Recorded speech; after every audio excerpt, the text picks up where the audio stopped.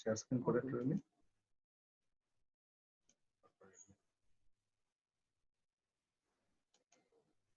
করতে হবে, এটা করতে হবে যে বন্ধ।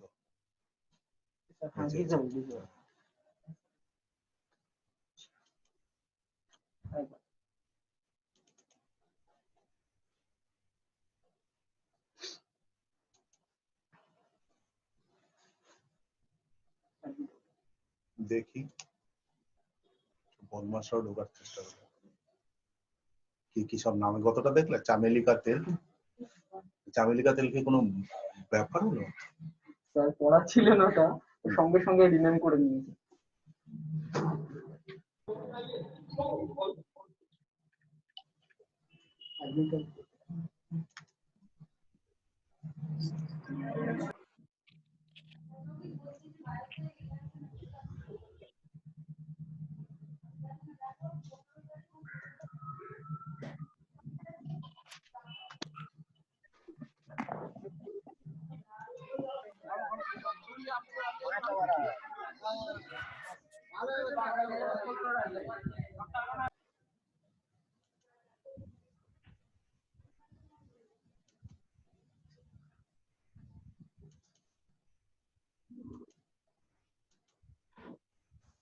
Two people are waiting কেন?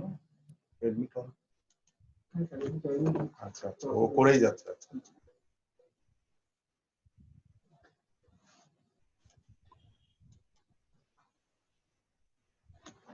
ও কারণ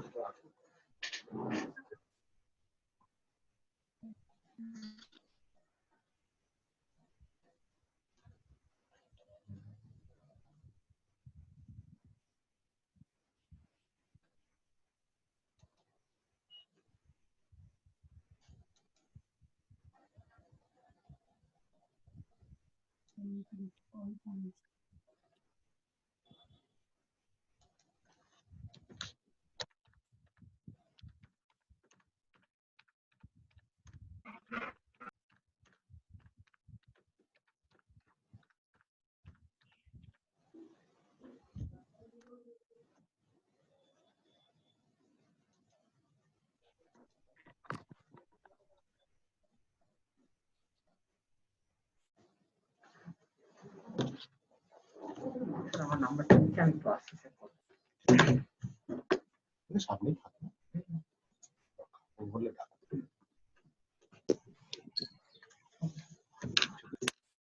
কমফোর্টেবল, কোনো অসুবিধা ওকে বিশেষ কিছু।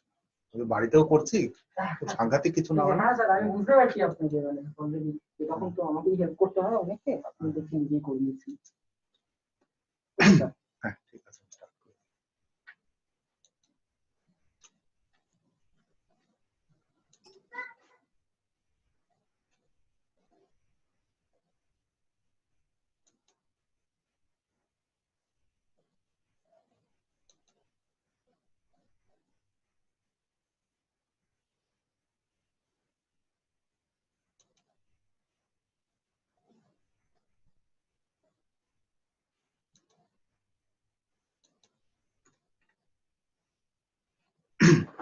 Hello. Good afternoon, everyone. Good afternoon, sir. Good afternoon, sir. Good afternoon, sir. Good afternoon. So, please mute your microphones now. Okay.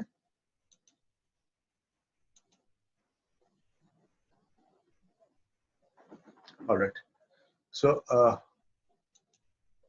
today we'll basically recapitulate a little of what we were doing in the previous class, because it's a little complicated.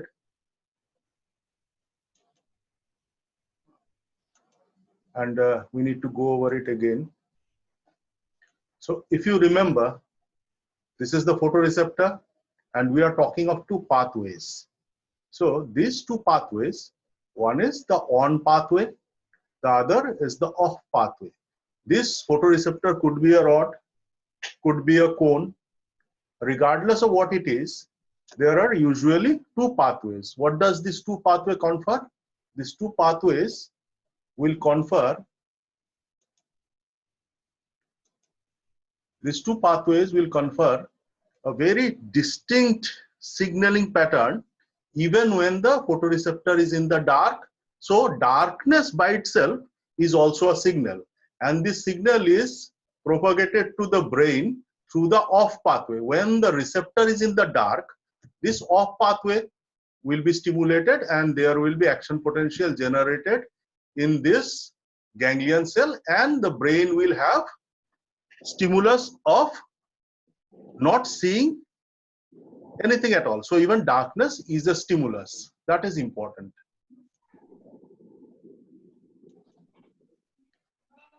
So this gives a stimulus. This pathway, this label line gives a stimulus even when there is darkness or there is less amount of photon striking the photoreceptor.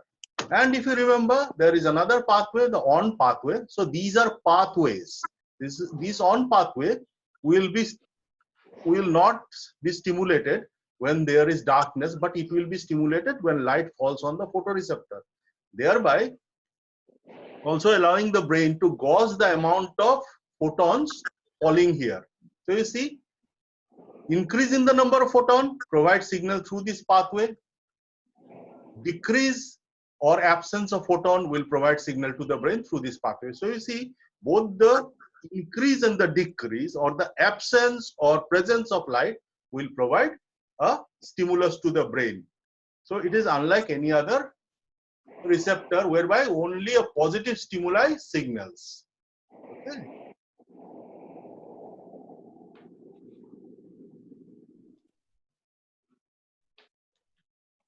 So let us see the components we have already seen in the previous class. So glutamate is the neurotransmitter, and glutamate has a hyperpolarizing activity here and a depolarizing activity here. You will recall from the previous class. And then this is depolarized only in the absence of glutamate. So when light falls on it, glutamate is less in amount. This will be depolarized. Thereby, light falling on it, absence or lack of glutamate will depolarize it, thereby sending a positive signal. Up till here, the signal is graded. From here, the signal is action potential. Please remember, up till here, it is all graded potential, including the horizontal cells and the amacrine cells. From here, it is action potential. Fine. So you have a metabotropic receptor. Then it gets depolarized and glutamate is released even from here, and there is depolarization. So it is as usual. Here it is a little different and awkward. Okay.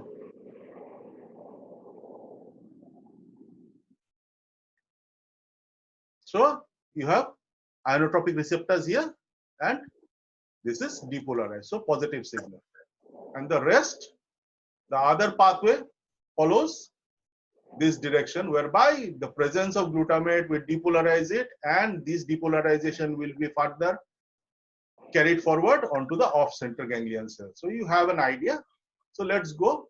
So please remember, this kind of a contrast enhancement or increase in the ability to decipher increase in the number of photon and decrease in the number of photon is very important, both in case of detection of luminescence or detection of light as such, dark and brightness, dusk and daylight, dusk and night. So this is quite useful even in the case of rods. And also cones will be using this in order to get some information about the colors that they are sensitive to. So please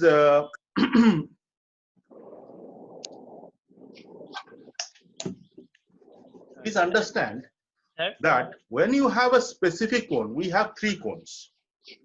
When you take into consideration a specific cone which is responsive to a specific frequency of light, that is not a pinpointed frequency.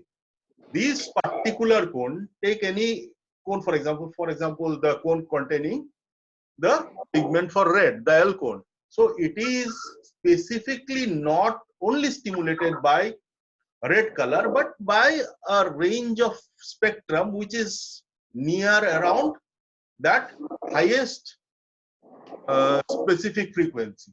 So even something which is near to red, some color, some photons which are at the frequency near to red but not red, but in very high amount, will be able to stimulate a L receptor. So if you have only one cone, suppose the eye has the presence of only one kind of cone, it will not be able to decipher color, because this is not like other receptors whereby only a single modality will be able to stimulate it. The modality has a range.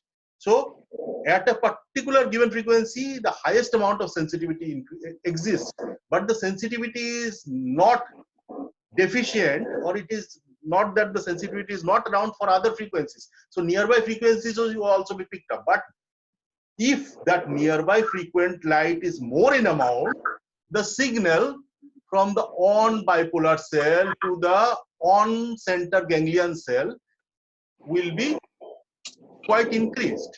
So you see, a single photon will never be able to understand what the light falling on it is coding as a frequency. Fine. So what do we need? We need more than one kind of cone for color. So next slide, let's go to the next slide. We have had this.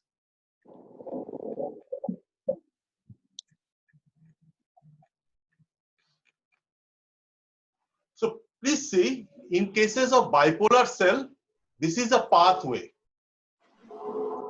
Going back to the previous class, this is a pathway, off pathway. Please remember, for bipolar cell, this is a off pathway. This is where you have the division into an on pathway and the off pathway. Bipolar cell starts off discriminating between hues. So the discrimination between light and the processing has already started.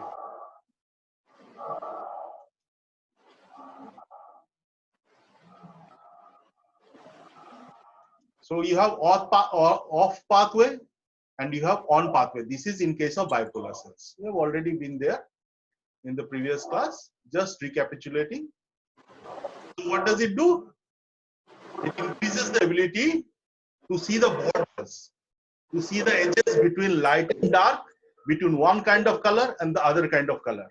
So basically the resolution or the ability to perceive something and provide its true identity is increased. Now this is a little different. So you see, you have the photoreceptor, you have the on pathway. This is the on pathway. So you have a photoreceptor, you have the on pathway. We have neglected the off pathway. It is still around. And what we intend to see here, we intend to see something which is prevalent in all sensory pathways. We see lateral inhibition. Now lateral inhibition is provided by horizontal cell, and it is also provided further down by amacrine cells. So lateral inhibition does what? We have been through this. When you have a pinpointed bright area falling on one photoreceptor surrounded by area of darkness, or surrounded by area of average low photons. Darkness doesn't mean total absence of photon. This area will have average low photon than this area. This area has higher number of photons, so this is brighter, this is dark. It is not absolute absence of photon. It might be a little darker. Anyway, so because these are all graded potential, these will also, the amount of photon will be processed, and the graded output of neurotransmitters will reflect the amount of photon, both from all the surrounding area. See, this is a circular surrounding area. Obviously, there will be much more receptors, and they will all be in a pattern surrounding the one single photoreceptors. So this is a on pathway. On the on pathway, what do we have? If you have a circular dark area and a bright area in between, what do we have? In the presence of light, we have glutamate being released here. Now glutamate is excitatory. Usually it is excitatory. It is excitatory. But this end is not releasing glutamate. It is releasing GABA. This is inhibitory. So this is this portion is being inhibited. This portion is being inhibited. Now what is inhibition? Inhibition is usually hyperpolarization. So this area is being inhibited, it is being hyperpolarized. Also, Light falling is hyperpolarizing. So only in the presence of light, there will be hyperpolarization. There will be release of there will be less release of glutamate. This one bipolar cell will be stimulated, and there will be action potential generated. Now, when you have a surrounding area, this hyperpolarization is increased, and you have more signal downstream. That is the idea of having lateral inhibition. So as to give a very discrete idea about the presence of light. What does it do? Now, suppose you have many such modules. You see one such module or one unit. Suppose this is one unit. Now you have many such units. All around you have the similar unit. Now what happens is that if you have an area, please follow my cursor. If you have an area, suppose if you have an area like this, full of light. So suppose this area is lit and this area is dark. So the edge between the lit area and the dark area will be easily picked up. Okay. So what do we need to know next? We start a little bit about bipolar cells. So in the fovea, what is the fovea? It is that part of the retina where the eye tries to focus attention. It is that part of the retina which you use for accurate vision. If you are reading something, if you are looking at your screen right now, you are using the fovea. What does the fovea contain? The fovea contains only cones. Cones will be responsive to bright light as it is responsive right now, because you are looking at a screen, the screen is emitting light, the fovea is being responsive, and the whole, almost the whole of the light is falling on the fovea. So in the fovea, you will have cones, and cones are usually smaller in size and they are usually concentrated in the fovea. Now what do they give? The cones will be, these cones will interact one-to-one with midget.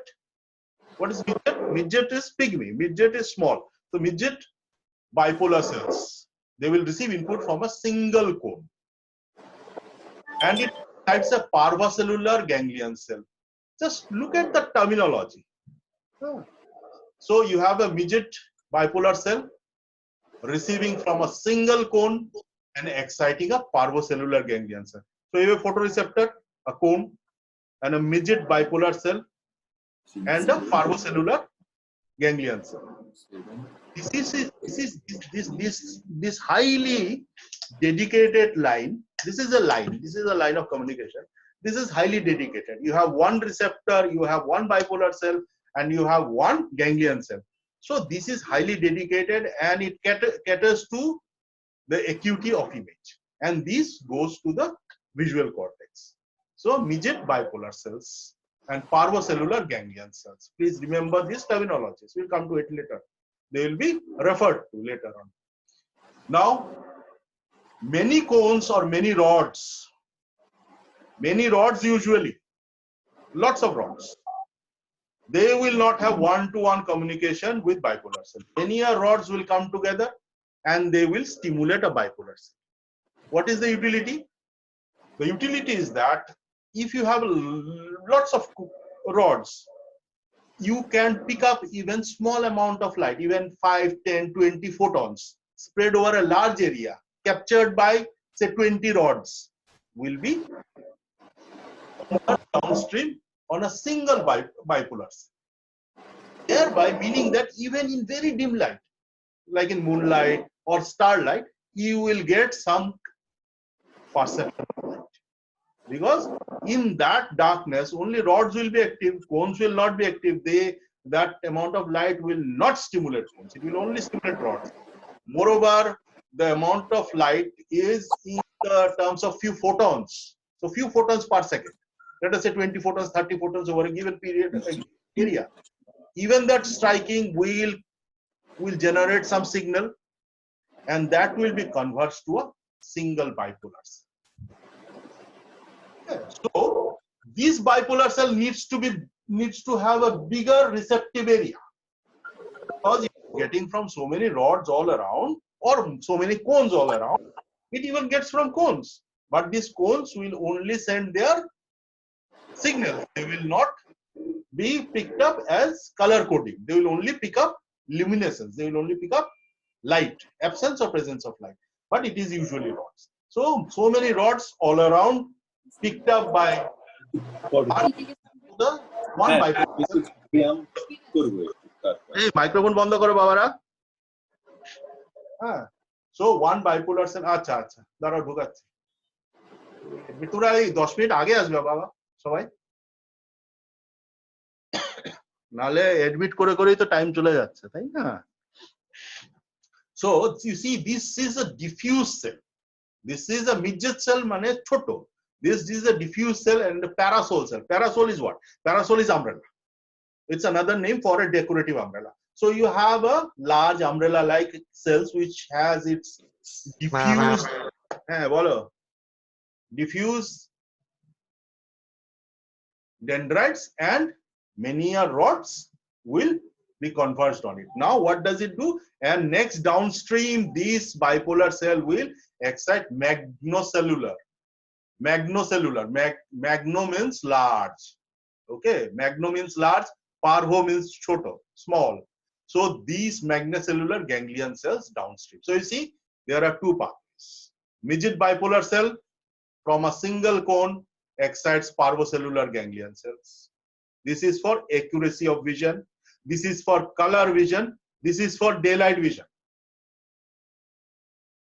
ঠিক আছে? Many rods or cones, usually many rods, will fall on parasol bipolar or diffuse bipolar cell. And they will excite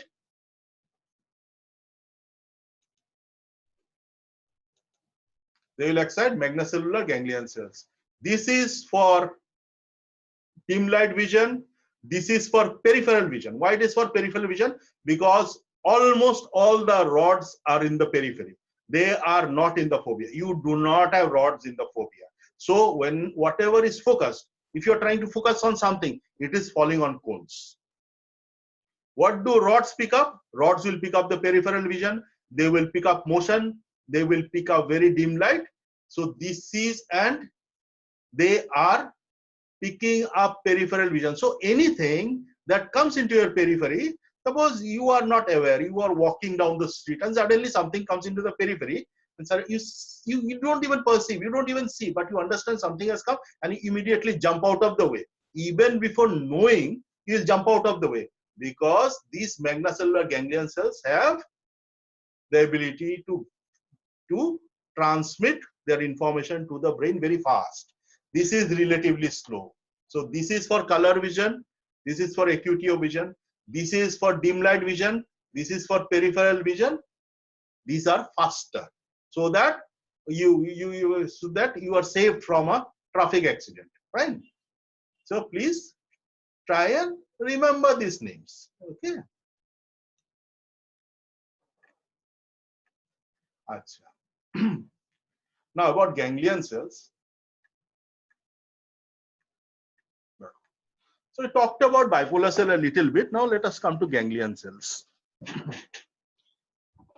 So because of this format, I have to write everything down, and it makes it very difficult for you to understand and for me to make you understand. What I have written is that, you see, ganglion cells does many a thing, but importantly, it emphasizes temporal changes. It means nothing. It means that whenever a ganglion cell is stimulated, either the stimulation stays for a short period of time or it is rapidly degraded. So either the stimulation is sustained, in some ganglion cells it is sustained, and in some ganglion cells it is rapidly decayed, or the stimulation or the depolarization is transient.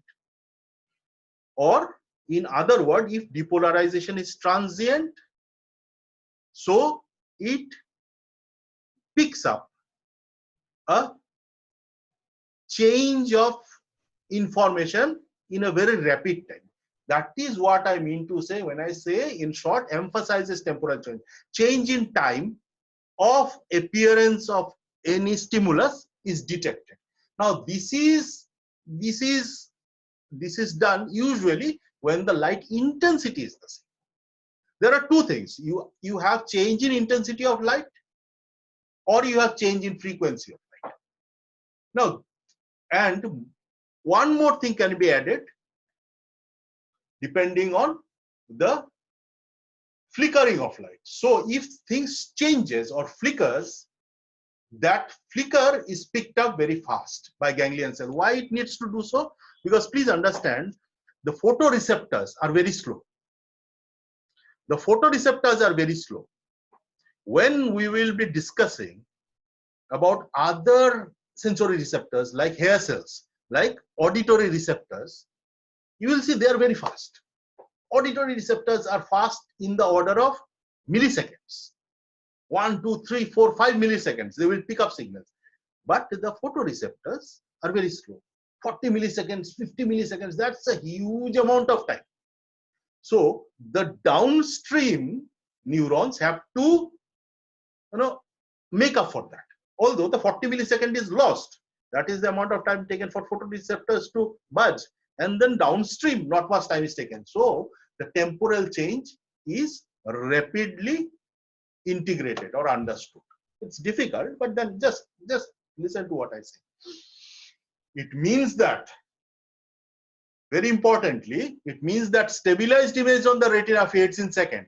It sounds bombastic. It means nothing more than, suppose we put up an experiment whereby there is a tracking device and also a projector directly into my eyeball.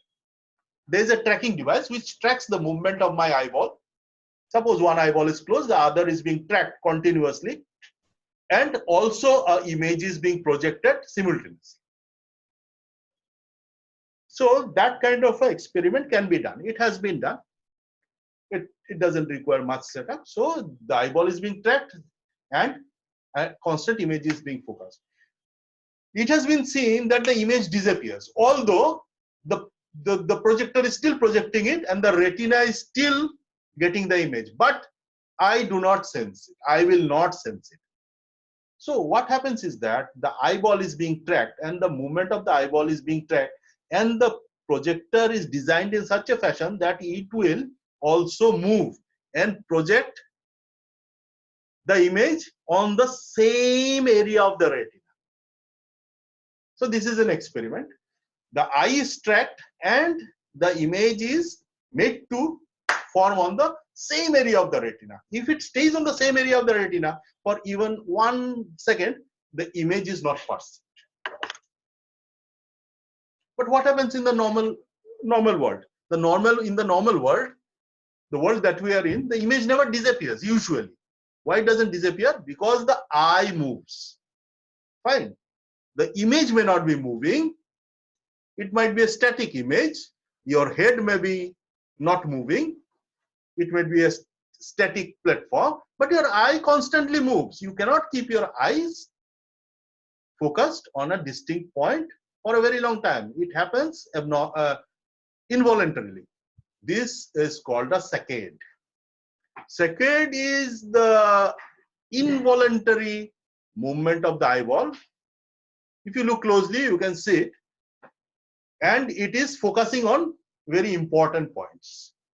The eyeball is made to shift in such a fashion that it is constantly focusing only on important points. Like, for example, the face, the eyes, the lips. Okay, it's not focusing on irrelevant point. This is to remove irrelevant data from our system. Why do you need to remove irrelevant data from our system? Because whatever neuronal elements you have in the eyeball, what are the neuronal elements? The photoreceptors, the bipolar cell, the ganglion cell. Sorry, leave the ganglion cell aside. The photoreceptors, the bipolar cells, the horizontal cells, the amacrine cell. If you take all of this into account, the ganglion cell is only 1/100th of the whole amount. So all of this processing, all of the light that is falling on the retina, and after being processed will only go via 1% of the ganglion cell of all the neuronal cell here. So a lot of processing has to happen in the retina. Not all information what is the information? The external world, the 3D external world full of colors and movement and contour and shapes falling on your retina in a two-dimensional fashion. That is being processed inside the retina, and only a small amount of ganglion cell is present, 1/100th of the rest of the cells, to take it away to the brain. So a lot of pre-processing happens in the retina. So these are the pre-processing. We have already seen pre-processing in the photoreceptors. We have seen pre-processing in the bipolar cells in the form of on pathway, off pathway, and lateral inhibition further down in the ganglion cells. So these are pre-processing. So stabilization is prevented in the normal world by saccades. We'll study about saccades when we talk about the movement of the eyeball and and various other motor activities. So please read this. We're talking again of midget cells. These are origin of parvocellular pathway. It's just like the previous slide. Small receptive field. This is another terminology, receptive field. So we are talking of ganglion cells. Ganglion cells are usually functionally talked about in terms of their receptive field. Ganglion cells will be picking up data from a lot of cells upstream, and it will gradually converge because of lack of less amount of ganglion cell, lot of data from photoreceptors and bipolar cell and horizontal cells and amacrine cells will converge on ganglion cells. So there is upstream a big amount of a receptive field. So you see, midget cells have a small receptive field, obviously, because only one or at the most two more cones of the same photopigment will be in and around the receptive field. What does the receptive field consist of? It will consist of usually a on center or a on surround and on center and off surround antagonistic receptors and bipolar cell. Slow axonal conduction we talked about in the previous class. It gets input from red and green signal. Why red and green signal? Because only L cones, if you go back to the previous class, and M cones are present in the fovea. This is all happening from the fovea itself. So you get only L and M channels. Thereby, further downstream, we have processing of color vision, and you will be focusing. So static vision or static image is also processed. But the eyeball is moving. The image is static. Eyeball is moving because of saccades. So midget cells gives rise to ganglionic parvocellular pathway. ঠিক আছে?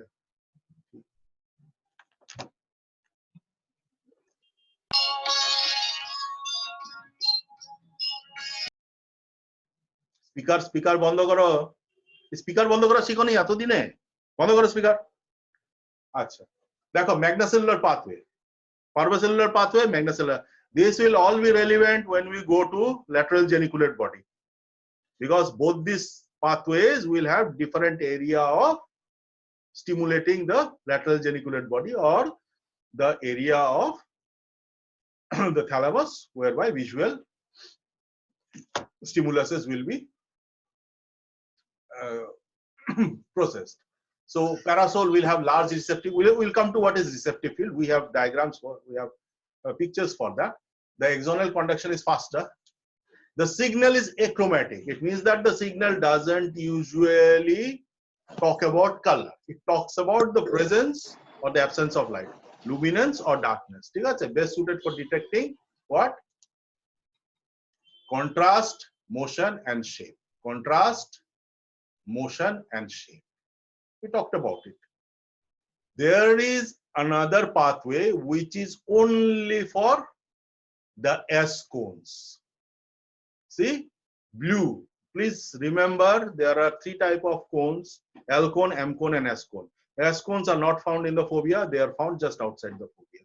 And they are usually stimulated by blue coloration or photons which have the frequency of blue. So this is a bistratified.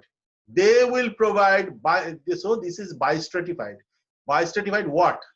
We are still talking about ganglion cells. So bistratified ganglion cells, and these ganglion cell axons, which will come out as optic nerve, will be providing to the coniocellular pathway. So you have three pathways now. Parvocellular, giving rise to color and acuity of vision.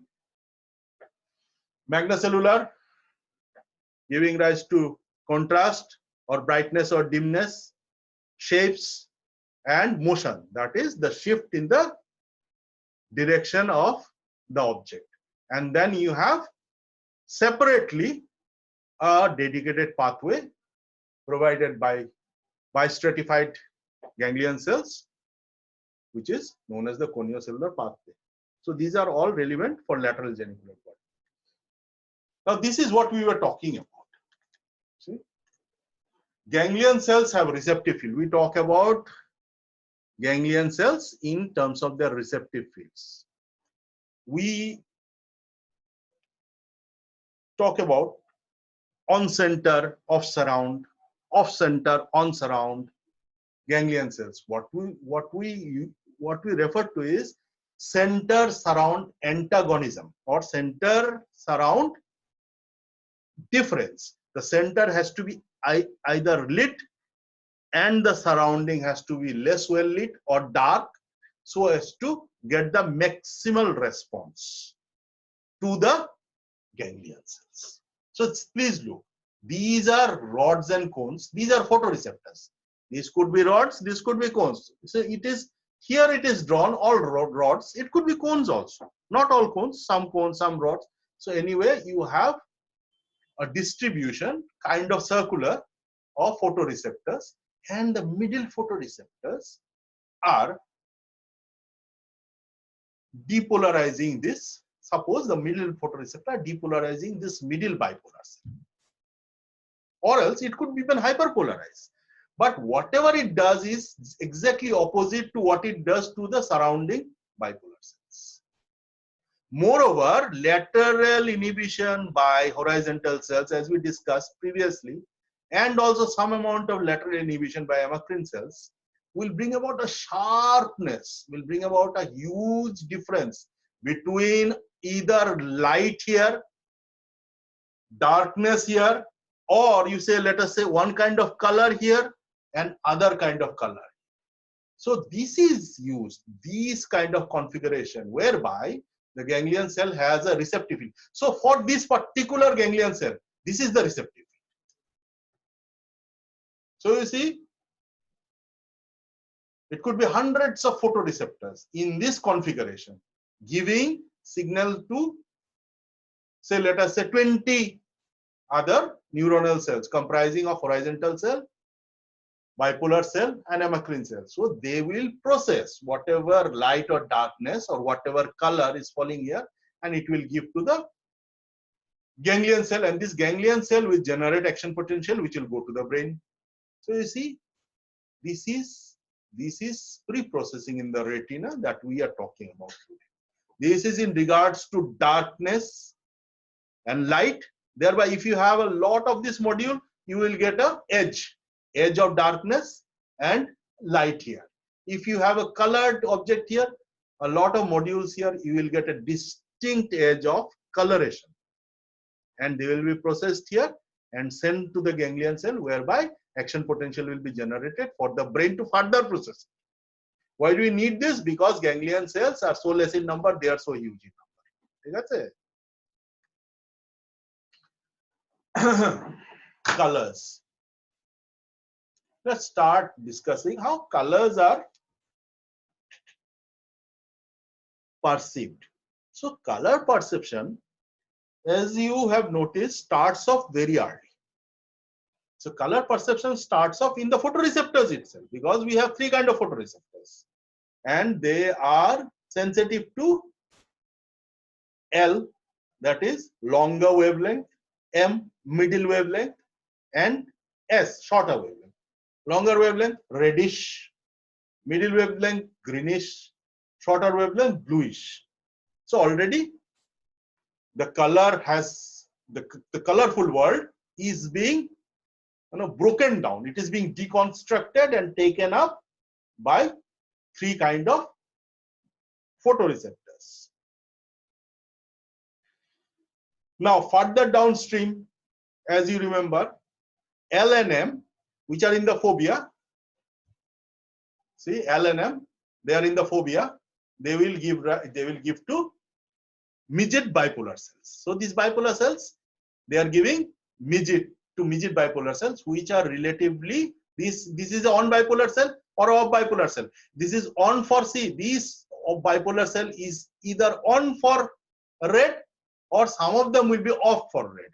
Some of them will be on for red, some of them will be off for red. So this part is only about bipolar cells. This is a on red bipolar cell or L on bipolar cell. This is a M on bipolar cell. Fine. The same is in the case of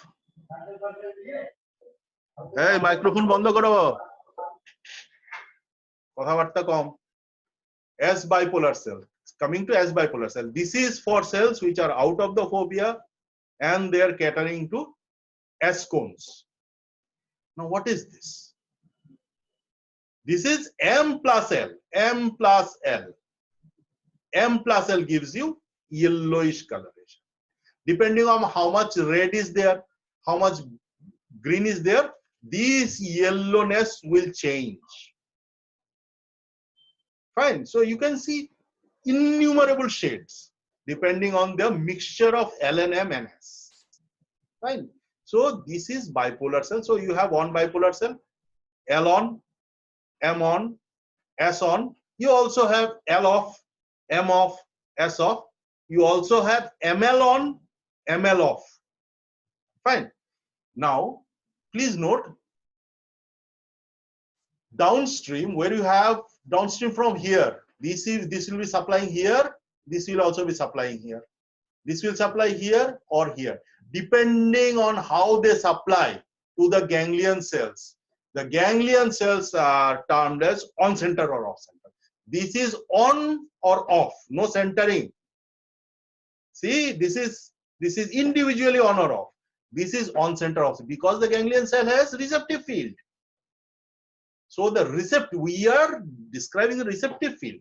So the receptive field of a particular ganglion cell may be on center for red and off center for green. On center for red, off center for green. It may be the other way around. Some ganglion cell might be green on and red off, depending on how they are structurally designed. They will send signal to the lateral geniculate body. How they will send signal? These signals will be sent by parvocellular pathway. See, this dash dotted line is parvocellular. This is coniocellular. Now we talked about S. Now S is coming. S needs to be, so see this whole thing with the color is starting to be perceived. Color is picked up by photoreceptor. It is gradually being perceived as a signal by bipolar cell, but the color has to be compared. Color is perceived by the biological individual as a matter of comparison. If you have a single cone, you do not perceive color. It has to be compared with the other cone, or it has to be even better compared with the third cone. So at the least 3 cones gives you good color. So you see, this is comparison. Comparison has started. Processing has started. This is the activity of the brain. This is comparison. This is intelligence.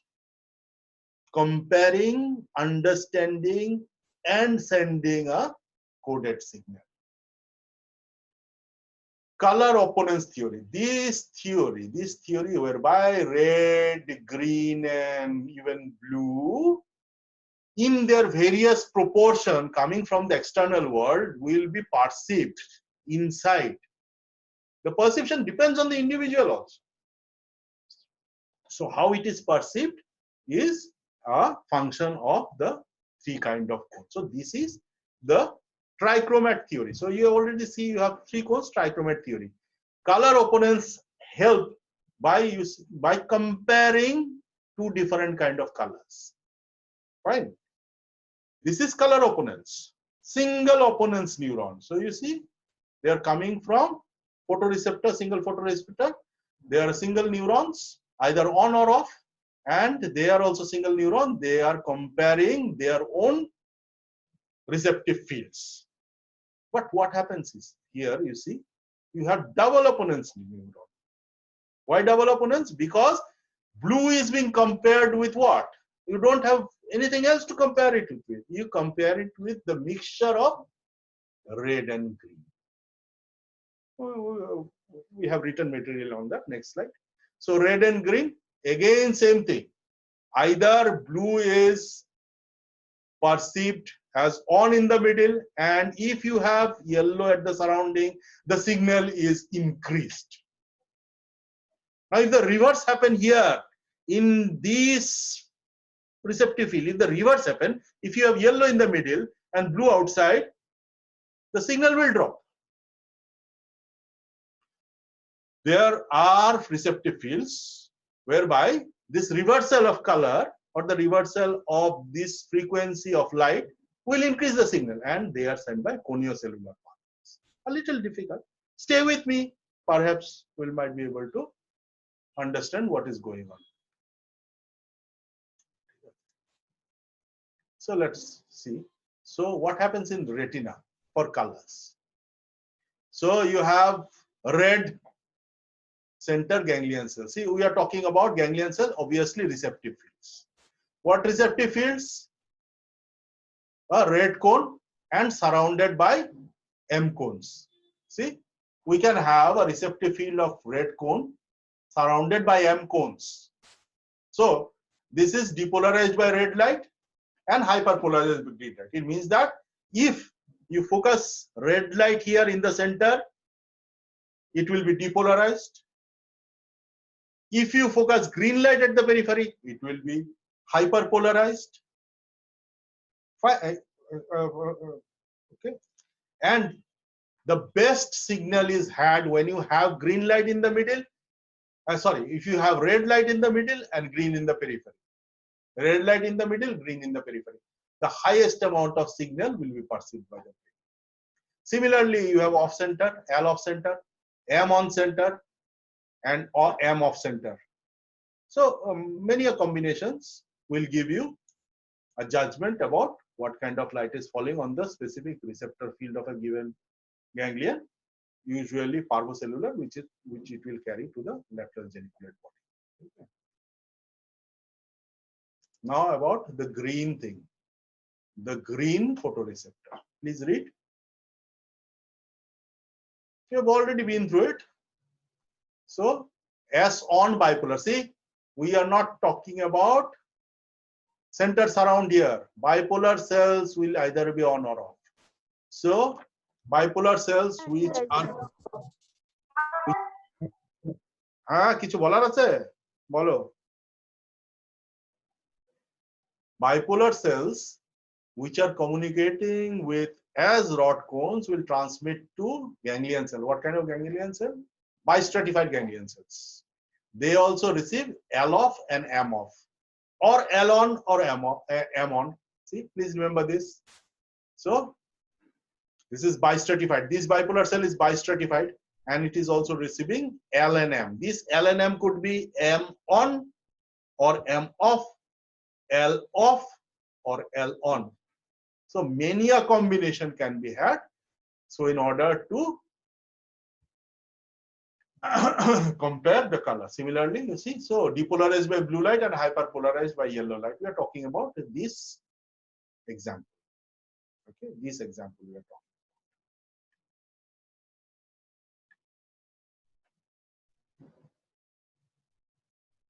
Similarly, you can have this combination also, and they will relate to coniocellular layer of the lateral geniculate body. About amacrine cells, not much. It's very complex. We have 30 kinds of amacrine cells. They are doing a lot of business. We don't know much about it. What we know is that they also contribute to surround inhibition. or lateral inhibition.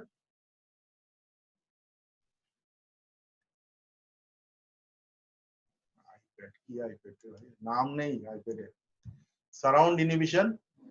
Very importantly, they have this specific configuration whereby direction of motion, the orientation of the edge moving from side to side, so that there will be particular cells which will be specifically responsive to edges moving in specific orientation.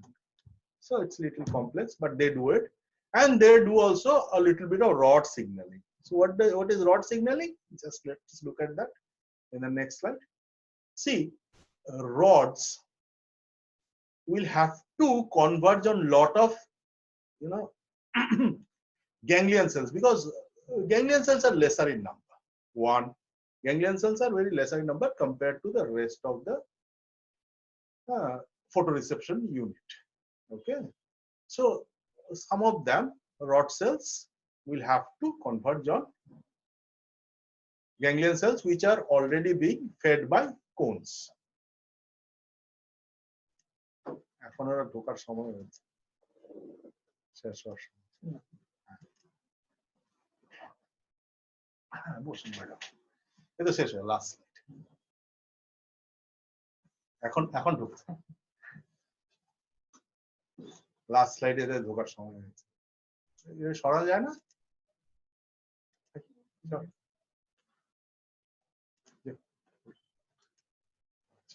So you see, this is a cone. So cones are, you know, they are preferentially taken up by bipolar cells. As we have been talking about, cones will have one-to-one communication with bipolar cell most of the time. Some cones will also converge. It's not that cones do not converge. Some of them will diverge. They will have to diverge because, as you recall, there is a off pathway and an on pathway. So you see, this is how your average cone will contribute to vision.